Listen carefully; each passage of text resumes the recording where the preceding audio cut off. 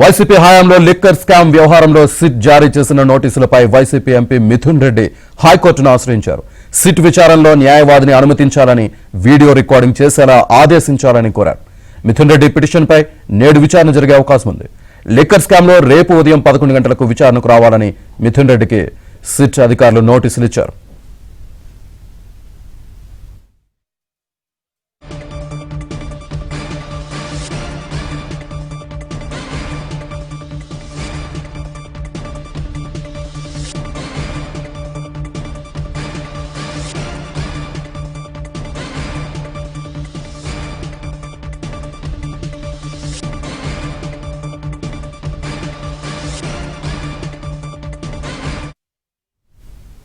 Mithun Reddy petition కి సంబంధించి పూర్తి సమాచారాన్ని మా ఏపీ బ్యూరో చీఫ్ రామారావు అందిస్తారు.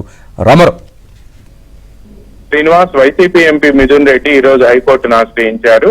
మద్యం కుంభకోణం కేసులో ఆయన్ను రేపు విచారణకు హాజరు కావాల్సిందిగా ఏపీ సిట్ నోటీసులు జారీ చేసింది.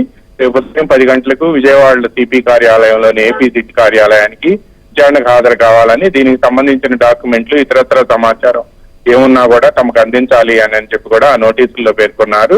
ఈ నేపథ్యంలోనే మిథున్ రెడ్డి ఈ రోజు హైకోర్టులో పిటిషన్ వేసి ఆ పిటిషన్ లో లాయర్ సమక్షంలో తనను విచారించాలని, అదేవిధంగా తన విచారణ మొత్తం కూడా వీడియో రికార్డింగ్ చేయాలి అని చెప్పి కూడా ఆ పిటిషన్ లో అభ్యర్థించారు.